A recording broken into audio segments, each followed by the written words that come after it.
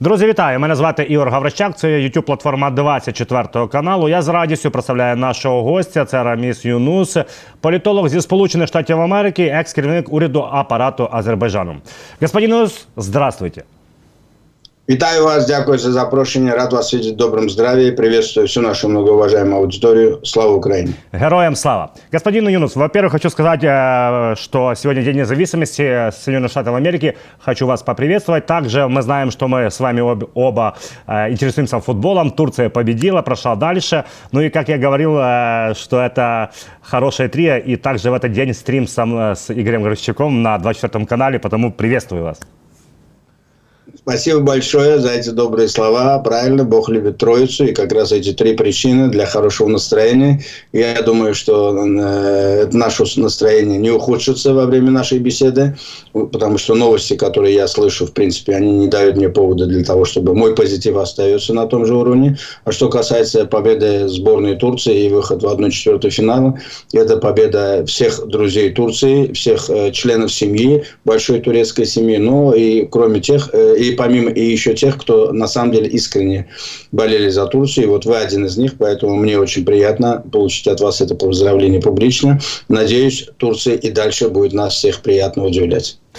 Тоже очень надеюсь. Господин Юнус, хочу попросить наших зрителей, многоуважаемых, которые постоянно нас смотрят, или новые наши гости, пожалуйста, поставьте лайк этому видео, прокомментируйте, подпишитесь, потому что это очень важно для YouTube алгоритмов, которые продвигают наши разговоры, и большее количество людей могут их просмотреть и услышать ваш анализ. А есть о чем говорить. В первую очередь, господин Юнус, многих интересует, и вы это знаете изнутри Соединенных Штатов Америки, что сейчас происходит в стане демократов. Байден идет дальше, не идет, потому что вот были так называемые предебаты, да, он плохо там себя, мягко говоря, проявил. Потом он опять выступал тоже как-то неуверенно, когда ездил по штатам. Как вы считаете, и что известно в Соединенных Штатах Америки? Что Байден, он идет далее, или демократы будут думать, кого другого выдвигать? Эта тема сегодня номер один во внутриполитической повестке дня здесь, в Соединенных Штатах Америки. И как бы демократы ни старались сегодня загнать вновь проблему вовнутрь, как это они делали на протяжении всей этой предвыборной кампании, вот, и им сегодня это не так удается уже категорически. Потому что сегодня, как я отметил недавно в одном из эфиров на украинском канале, все тайное стало явным. Потому что одно дело это понимать, и они все это понимали. Другое дело это скрывать и выпускать публично президента страны вместе с суфлером. И читать по суфлеру готовые тексты, это большой проблемы не составляет. И когда дебаты, это совершенно другая ситуация. Это прямой эфир, это живой эфир. И там нет ни наушников, ни суфлера, ни телефона, ни подсказок. Вот. Там ты 1,5 часа лицом к лицу со своим оппонентом и журналистами. И мы увидели, что это обернулось большим фиаско лично для Джо Байдена. И именно поэтому удивительно, например, для меня, да, почему? Потому что, и вот с одной стороны, это должно быть уроком и для демократов в том числе, и не только для демократов, и для республиканцев в плане того, что если вы будете с утра до вечера заниматься пропагандой и преподносить реалии не так, как они есть, и выдавать желаемое за действительно, как это мы видели на протяжении всей президентской кампании, и многие русскоязычные спикеры, представители той или иной партии на ваших каналах тоже самое этим занимались. Вы живой свидетель. Уважаемый Игорь, я говорил и в эфире вашего канала, так же, как и на всех других. Еще рано говорить. Я в течение года это в самом начале говорил. Еще рано что-то говорить, пока не пройдут эти съезды партии в июле республиканская и в августе демократическая. И потому что еще неизвестно, будут ли в избирательном бюллетене в окончательном варианте эти две фамилии. Вполне может быть, этих двух фамилий может не быть, а может быть и одной какой-то фамилии не быть. Потому что как в отношении Трампа шла такая, так сказать, демократы наезжали по всем направлениям, плюс это огромное количество уголовных дел против него, так и против Байдена, насколько республиканцы наезжали бы, но у Байдена главная проблема еще его физическое состояние, его формы. Если сравнить, что они оба пожилые, одному 78, другому 81, но глядя на Байдена, Трамп вроде бы живчик, и он как будто бы не давал повода для того, чтобы все усомневались бы в его физическом состоянии. У него проблемы другого порядка. То есть у него по форме лучше, чем у Байдена. А у Байдена по содержанию лучше. Да? Вот, например, это было видно, например. Трамп держался живчиком, заранее подготовленные фразы, и он сыпал. И ему наплевать было на те вопросы, которые ему в основном задавали. И поэтому журналисту 2-3 раза приходилось повторять те вопросы, связанные то с российско-украинской войной, то с ближневосточной проблемой. Ну, такие каверзные вопросы. А он старался именно завершить те клише, которые у него были наработаны. Плюс специалисты посчитали, все, которые вот внимательно смотрели за всеми этими дебатами, 26 раз он соврал. Хотя и Джо Байден также несколько раз довольно откровенно тоже лгал. Вот. И, ну, если сравнить в этом по содержанию, содержание, конечно, у Байдена было намного сильнее в плане того, что он действующий президент, поэтому ему было за что отчитываться. А у Трампа не было никакой деятельности за эти 4 года, да, и поэтому у него позиция была легкая, критикуя и еще держись в форме. Да? Он, в принципе, именно и отработал этот сценарий, который был написан его командой. Поэтому в этой ситуации он был более наступающий, у него была более выигрышная, легкая позиция.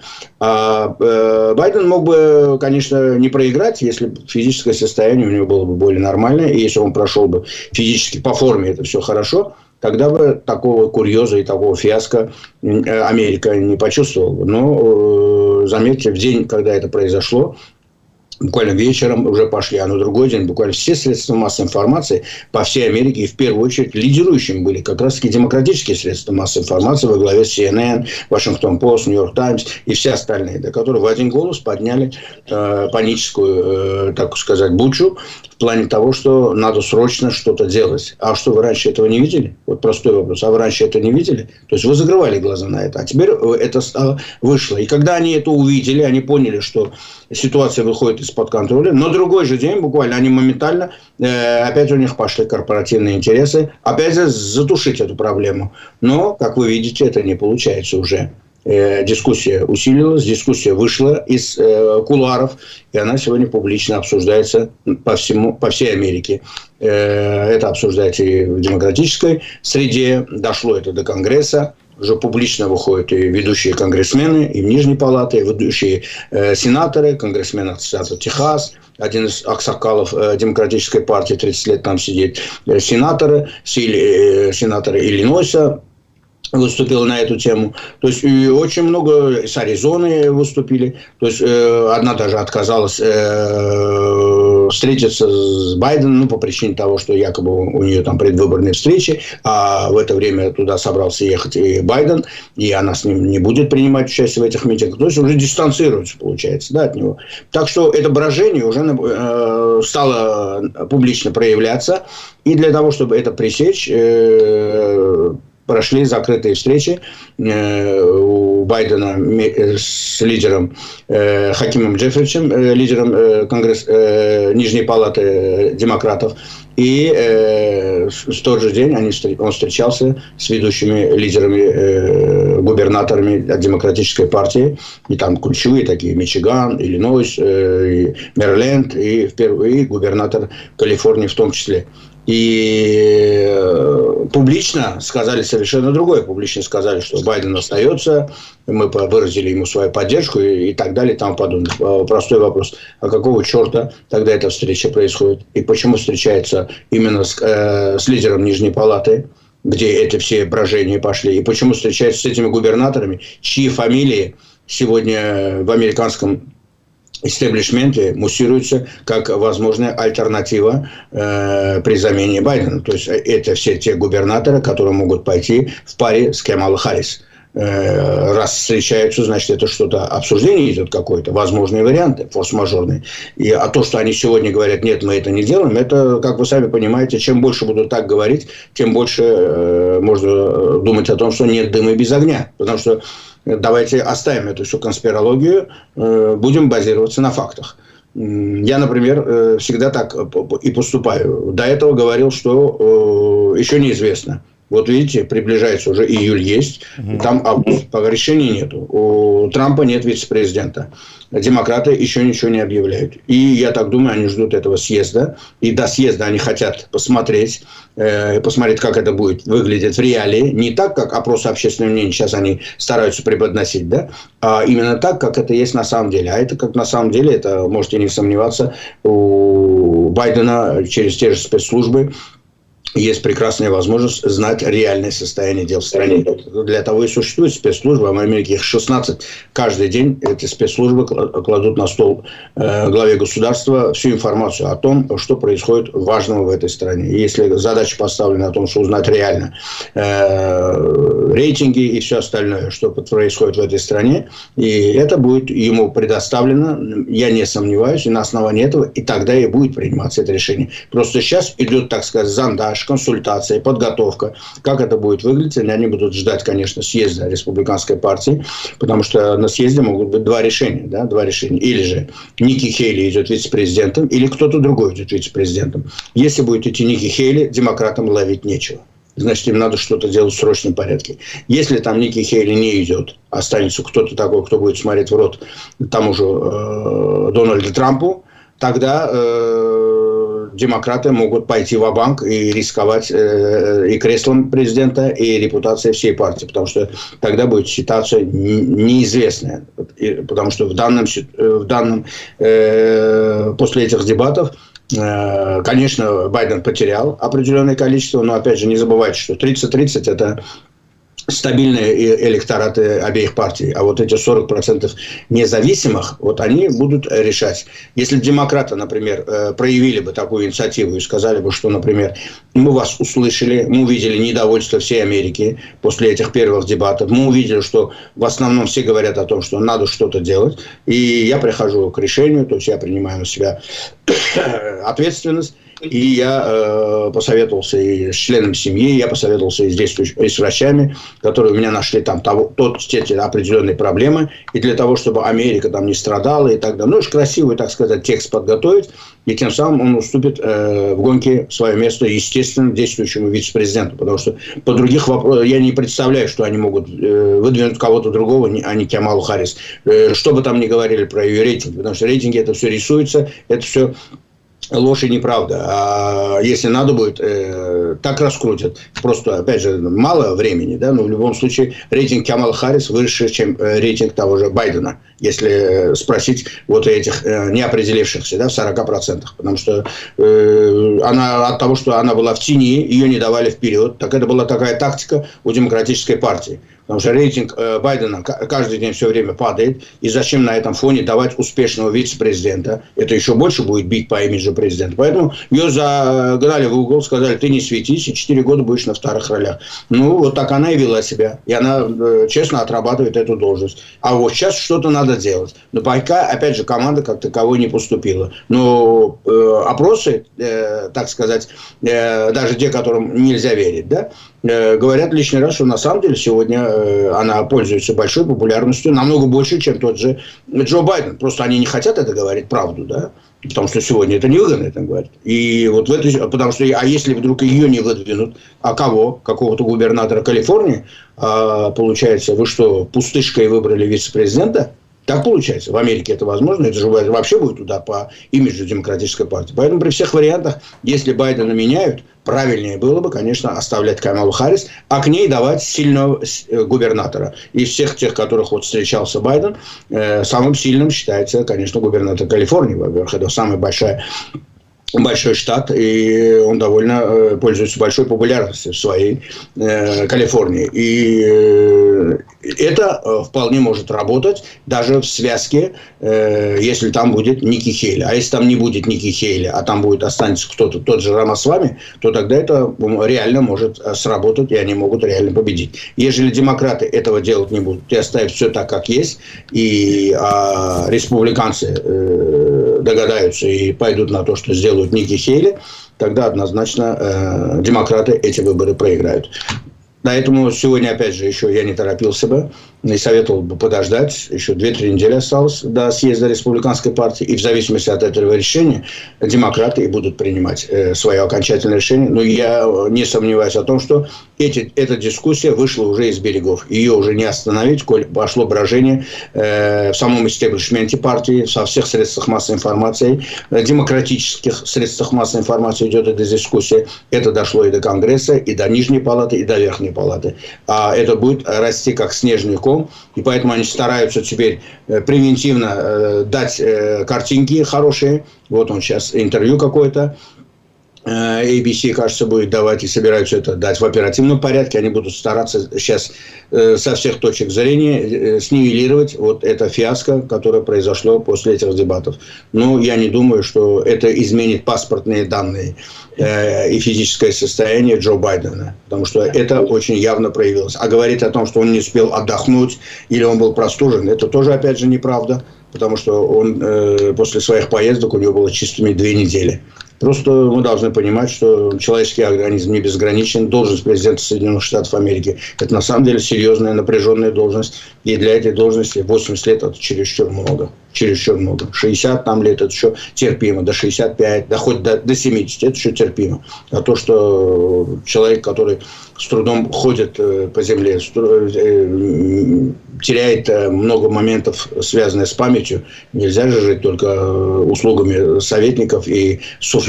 Но решение-то принимать тебе должно. И иногда решения бывают такие оперативного порядка. Потому что если не такое состояние того же Байдена, я уже не говорю о том, что его черта характера умиротворять и загонять все проблемы вовнутрь на протяжении всей его жизни. Он был уже сенатором, а сенатор целый день и решали вот какие-то Соломоновы решения искали. Поэтому вот и мы видели 2008 год в Грузии и 2014 год в Украине. Это все Обама-Байден. И поэтому вот то, что происходит последние 2 с лишним года, это тоже его политика.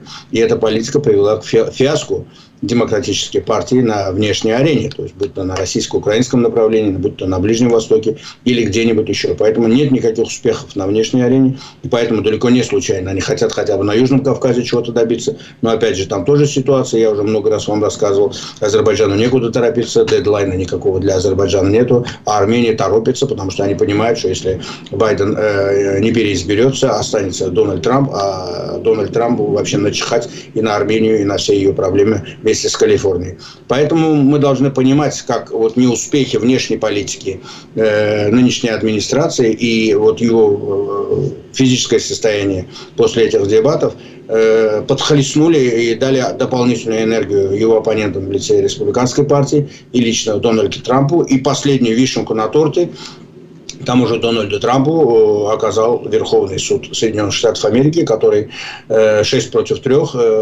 принял решение, которое бьет по имиджу Америки однозначно. И об этом сегодня Америка разделилась на 2 части.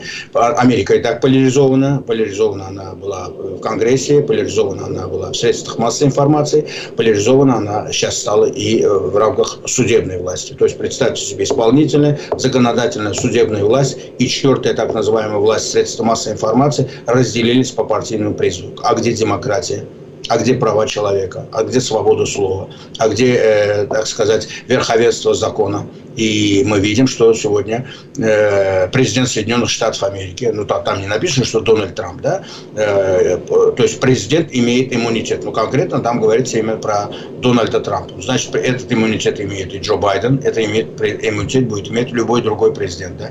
Это о чем говорит? Это значит, президента ставят выше закона. И заметьте, решение, которое 11 июля должны были принимать в Нью-Йоркском суде касательно приговора тому же Дональду Трампу, отложили до сентября месяца. Потому что адвокаты подали апелляцию, судья принял решение. Да, хорошо, через 2 месяца это рассмотрим. То есть у него там есть частичный иммунитет. Что такое частичный иммунитет? Это не расшифровано.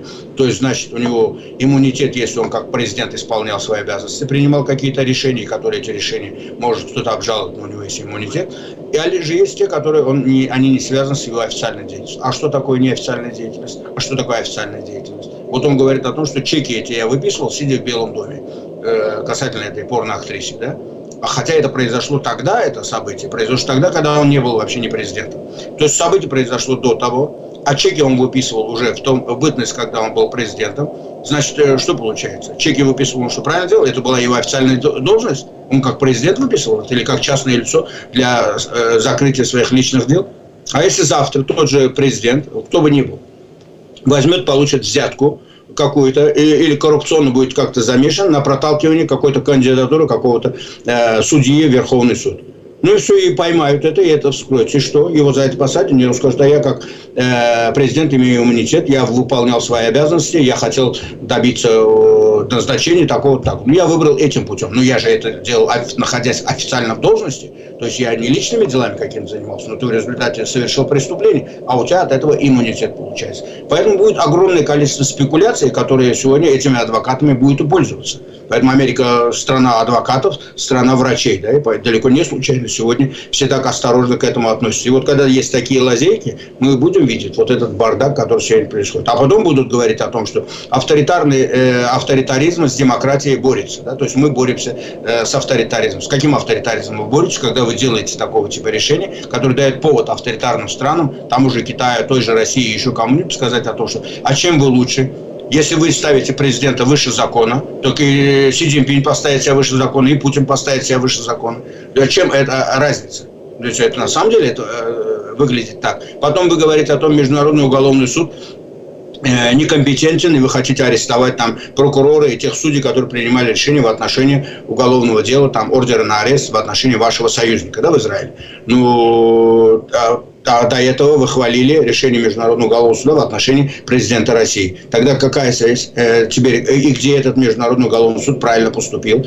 Там вы хвалите, здесь вы его критикуете, хотите их посадить в тюрьму. Так как будет относиться к решению Международного уголовного суда весь мир, и включая та же Россия. Россия скажет, посмотрите на Америку, они не признают, и я буду это признавать. Поэтому, то есть, к чему я иду? То есть, кризис Америки и поляризация американского общества ударила и бьет, продолжает бить по имиджу Соединенных Штатов Америки.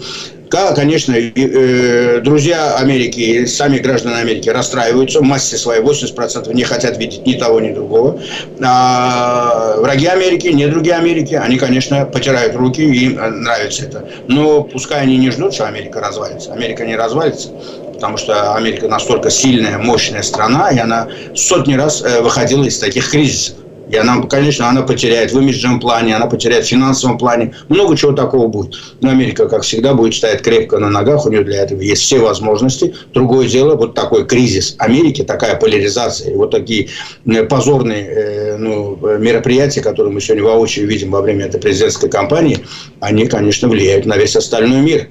И то, что происходит во всем остальном мире, наглядное тому подтверждение. Будь то российско-украинское направление, Ближний Восток или где-нибудь еще. И вот то, что в Астане собрали ШОС, наглядное тому подтверждение. И в Евросоюзе то, что и НАТО, и Евросоюз тоже упорно уже с лета прошлого года готовится к тому, что к возможной смене власти здесь в Соединенных Штатах Америки, тоже наглядное тому подтверждение. Потому что все понимают, что Америка еще будет определенное время находиться в этом кризисе, но пока она выйдет, пока она станет той самой Америкой, им надо будет жить, им надо будет отвечать на те риски, которые у них существуют. Поэтому у европейцев большая надежда на самих себя, и украинцев должно быть больше работы и более предметно работать. Вы должны именно с Европой, с странами, которые с вами в географии, но опять же не делайте ставку на один вектор, постарайтесь сделать это многовекторно, как это, например, делает мой родной Азербайджан.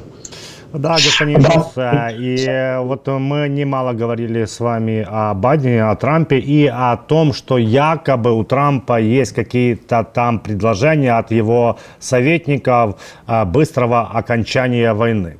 Это предполитика, но много об этом говорят, и мы с вами об этом говорили тоже, будто он имеет план даже не расширение НАТО на восток, также может быть сдача каких-то территорий Украины. Это все слухи, но к чему я это все вспоминаю, потому что Владимир Зеленский, президент моей страны, дал интервью Блумбергу и Bloomberg Television. И он сказал следующее, что если Трамп знает, как закончить эту войну, он должен сказать нам об этом сегодня. Если есть риски для украинской независимости, если мы потеряем государственность, мы хотим быть готовыми к этому. Мы хотим знать. Вот, господин Инус, как вы считаете, насколько реально то, что Трамп рассматривать варианты вот именно такого опасного заканчивания войны? Вы знаете, в Америке вот эти в свое время когда-то считавшиеся солидными газеты, Washington Post, New York Times, та же «Политика» и многие другие, к сожалению, «Голос Америки», особенно его русская студия, они уже опустились до уровня желтой прессы. И поэтому все, вот 2,5 года этой войны наглядное тому подтверждение. Сколько раз мы с вами в эфире слышали всякие, так сказать, сбросы, которые оказывались обычными фейками касательно любой тематики, да, будь то внутренняя политика, будь то внешняя политика. Потому что поляризация американского общества, особенно вот через призму вот этой президентской кампании, четко показывает, что демократы троллят республиканцев, и в частности Трампа, а республиканцы троллят Байдена и всю его команду, всю его администрацию. И то, что вы сейчас процитировали, это обычный троллинг, который политика проталкивает только для того, чтобы, зная о том, что на эту тему Трамп ничего говорить сегодня не будет. Вспомните дебаты, когда ему этот журналист 2 или 3 раза прям настаивал, чтобы в конце ответить на этот вопрос. Он просто отфутболил этот вопрос. Да, я, говорит, не согласен, и все. Потому что у него тактика именно такая, сегодня ничего на эту тему не говорит. И то, что ваш президент Зеленский, он же троллит его, да, то это тоже троллинг со стороны президента Зеленского.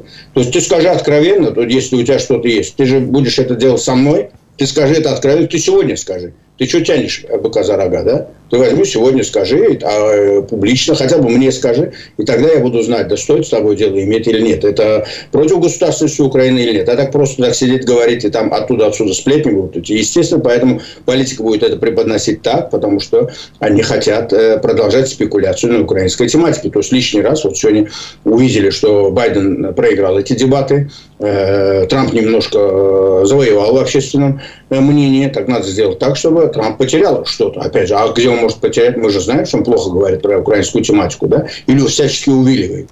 Вот. Поэтому давай мы будем его троллить. А как это мы будем троллить? Давайте будем вбрасывать такую информацию из неназванных источников, там то, третье, четвертое, пошло, десятое. А Трамп не будет на эту тему отвечать. Ну и что это спекуляции останутся спекуляциями. Но тут в троллинг вмешался и ваш президент, который это сказал. И правильно он это сделал. Но я не думаю, что Дональд Трамп что-нибудь конкретное на эту тему будет говорить, потому что конкретно он не сможет это сказать. Это невыгодно ему. Хорошо сказать про Украину он не может. Плохо сказать про Украину он тоже это не может. И так он бьется. Поэтому он будет молчать. А спекуляции эти будут продолжаться. Они будут продолжаться на украинскую тематику, они будут продолжаться на израильскую. Вспомните все эти баталии в Конгрессе в течение полугода. Ну и что? Что-то изменилось? Вот как-то Америка повлияла на Ближний Восток? Как-то Америка повлияла на войну, на российско-украинскую? Нет, как она продолжалась, так она продолжается. Что у вас, что на Ближнем Востоке? Натаньяху там слушался Белый дом? Нет. Зеленский слушался Белый дом? Тоже нет.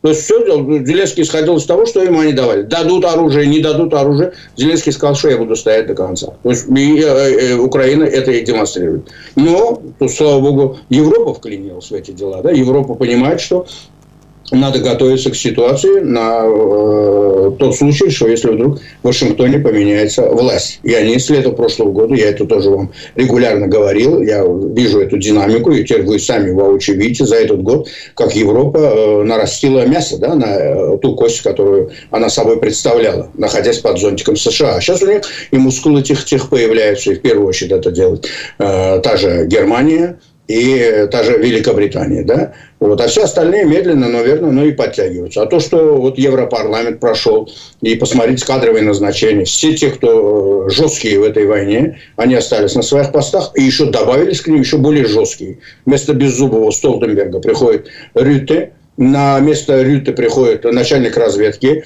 Нидерландов, то есть ваши ближайшие друзья. В Великобритании выборы, никаких проблем для вас нет. Будь то лейбористы придут к власти или консерваторы отстоят, хотя консерваторы говорят, проиграют однозначно. Народ устал, до 15 лет консерваторов пора меняться. Но опять же, всего 2% британского общества еще так как-то относятся к этой войне. 98% британского общества полностью поддерживают, будь то лейбористы, будь то консерваторы. именно поддержку Украины. А Британия – это один из ключевых стран. Поэтому, если есть Британия, если есть Германия, если есть еще несколько стран Старого Света, вся Скандинавия, я уже не говорю, бывшие страны Варшавского договора, которые ближе всех к вам по географии, у вас достаточно возможностей и в финансовом плане, и в военно-техническом плане для того, чтобы достойно и держать оборону, и наступать. А учитывая, что уже и другие виды вооружения, и F-16, и все остальное уже вот на подходе, я не думаю, что это все то, что нам публично преподносит информационная машина той же России и их сторонников на Западе, она имеет место быть. В ближайшее время мы увидим довольно много такого хорошего, что лишний раз покажет, насколько лживы были вот эти все желтые прессы, и на Западе в том числе. Я могу понять, когда об этом говорят российская пропаганда. Российская пропаганда говорит неправду, ваша пропаганда украинская также говорит неправду. Это закон войны, понятное дело. Но когда со стороны это делается, и со стороны это делается с точки зрения того, что кому это выгодно. Вот в Америке президентская кампания, поэтому и демократы, и республиканцы используют все эти внешнеполитические риски. Также это происходило и на Европарламенте. Но, опять же, результат Европарламента – это в вашу пользу. То, что во Франции так это произошло. На эту тему тоже не парьтесь, не беспокойтесь очень сильно. Наоборот, и хорошо, что там это такое происходит, потому что во Франции сегодня один из самых худших президентов за всю историю Франции после Второй мировой войны. И посмотрите, пугая Ле-Пеном, пугая, так сказать, весь мир, всю Европу, он идет на сговор с этим самым троцкистом, который принимал участие в митингах в Москве, Меланшон, вот это, так сказать, левак, да, ультралевый.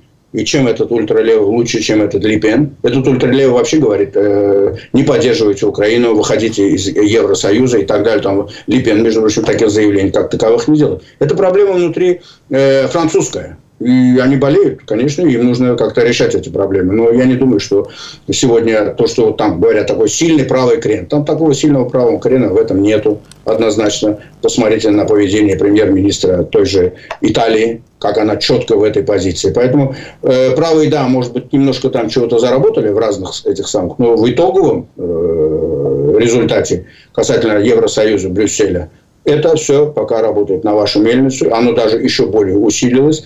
А чем больше будет усиливаться Европа, Евросоюз, тем это, конечно, для вас и лучше. Поэтому вот это все то, что вам обязательно надо знать. Господин Янус, хотел бы также вспомнить и визит премьер-министра Венгрии Орбана 2 июня в Киев.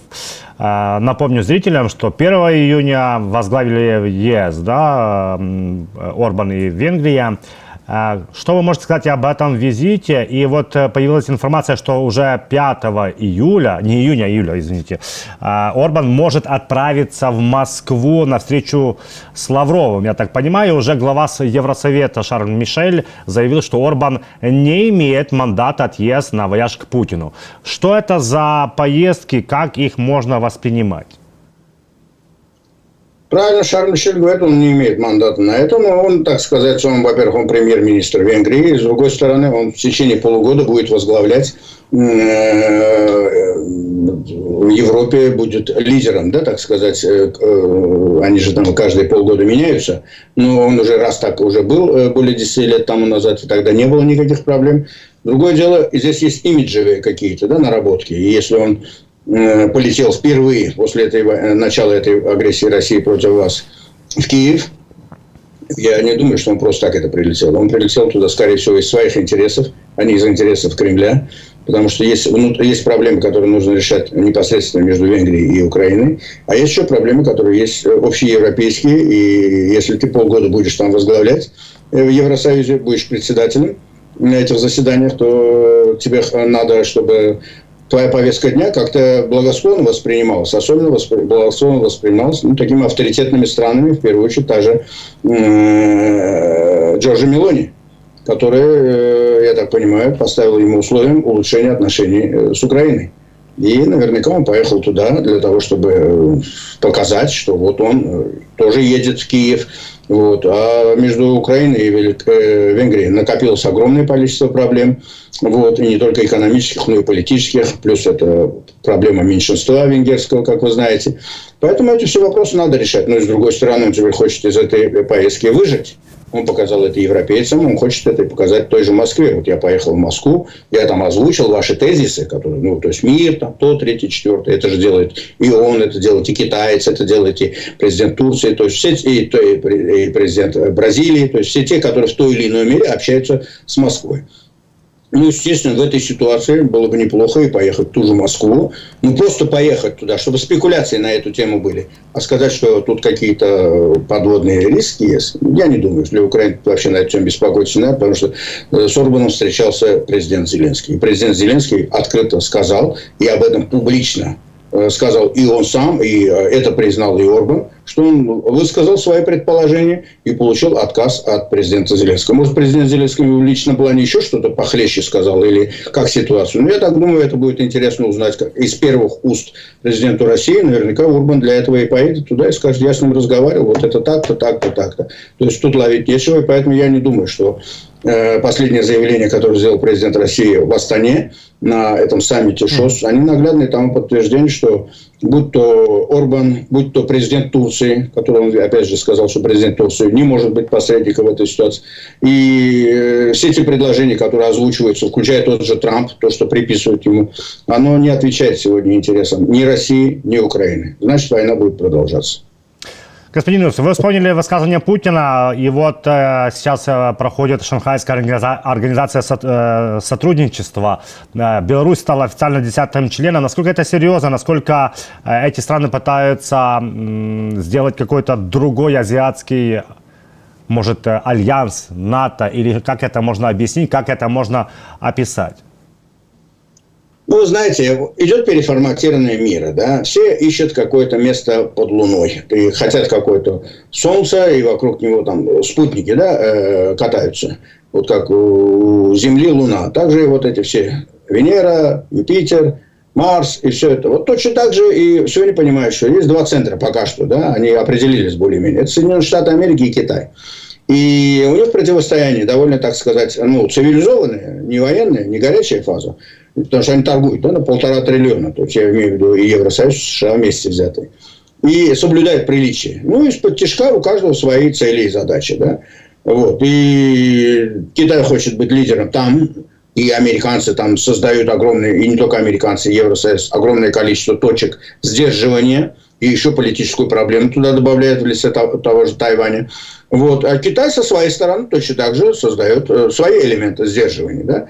Но ближе он это делает к той географии, которая ближе к нему. И это ему там очень хорошо удается. Ну, географически понятное дело. Ну, и он уже идет на те территории, где Китай давно не был. Он доходит и до Латинской Америки, он доходит и до Африки, и до Ближнего Востока. Вы это видите за последнее время, как Китай очень сильно довольно работает и на внешнем рынке в том числе. Но для Китая очень важно, конечно, вот это то, что они уже долгое время продвигают, вот этот один путь, вот этот, так сказать, их проект, в который они вложили более $1 триллиона. Вот, и там есть срединный коридор, так называемый, который идет Транскаспийский коридор, который Казахстан, Узбекистан, Туркменистан, там Каспийское море, Азербайджан, Турция и туда дальше в Европу, да. И поэтому далеко не случайно туда были приглашены, посмотрите, и Азербайджан в том числе. И Азербайджан, президент Азербайджана там подписал документ о стратегическом партнерстве с Китаем. Это вторая страна Южного Кавказа после Грузии. До этого Грузия такой документ подписала. Второй документ подписал Азербайджан. И там четко, там большой меморандум. Советую всех посмотреть. Это в публичной плоскости есть. Там Азербайджан признает Китай, Тайвань, суверенитет и все остальное. Точно так же, как Китай касательно Азербайджана. Естественно, стратегическое партнерство это о чем говорит? Значит, в Совете Безопасности все, что будет против Азербайджана, Китай будет блокировать. Нам это плохо, это отлично. У нас там и так и Венгрия была, да, Венгрия, говорю, Великобритания была до этого, да, которая, поэтому Франция там ничего сделать не могла. А США не вмешивались, они старались держать нейтраль. Хотя все понимают, что США из-под тишка давали вперед тоже Францию, да, потому что нынешняя администрация, она полностью проармянская. Но опять же, это вот первый документ. Второй документ был между Турцией, Пакистаном и Азербайджаном точно так же. Потому что в противовес тому, что делает Армения с Францией и с Индией. А вы знаете, что Индия главный враг Пакистана. Значит, если Пакистан на стороне Азербайджана и Турции, значит, Индия будет на стороне Армении в этой ситуации. А я уже не говорю о том, что Индия конкурент того же Китая. А если Китай идет на эту связку, значит, Индия на эту связку идет. То есть, вот эти все процессы, которые мы видим сегодня, идут в шоссе. Но всех их что объединяет? Всех их объединяет что к ним как-то по-разному относятся в Евросоюзе. А в Евросоюзе что, ко всем одинаково относятся? В Евросоюзе Грузия не так относится одинаково, и к Украине не так относится одинаково. Несмотря на то, что как будто бы говорят красивые слова, да, а когда доходит до дела, они идут деньги делают с автократиями и предают интересы демократии в Грузии, предают интересы демократии в Украине. 30 лет назад предавали эти интересы у меня в родном Азербайджане. Поэтому, когда ты это понимаешь, тогда ты понимаешь, что маленькие страны стараются теперь равноудалиться, но и с другой стороны быть, ну так сказать, искать друзей и быть лояльным с теми центрами. И заметь, вот пример Азербайджан. Урсула фон дер Ляйен приехала в Баку, заключила стратегическое партнерство. Китай сейчас в Астане заключил стратегическое партнерство. Это о чем говорит? То есть Азербайджан играет на эти два полюса. Не вмешивается, это не наша война. Ну, маленькая страна. Но Китай и США же противостоят друг другу. США собирает своих, Китай собирает своих. Туда все пришли, это не Россия там собирала. Все пришли туда для того, чтобы встретиться с Китаем. Потому что официальная его причина, то, что почему это восстание, потому что китайский лидер приехал туда с государственным визитом. И под этот государственный визит прилетели туда все те, которые хотели с ним встретиться. И заметьте, с ним встретились там буквально, все они отметились. А то, что касается ШОС, как это будет выглядеть, с точки зрения географии, конечно, эта организация намного интереснее, чем БРИКС. Потому что БРИКС, посмотрите, кто где находится. Да? Это просто, так сказать, красивая аббревиатура, больше ничего.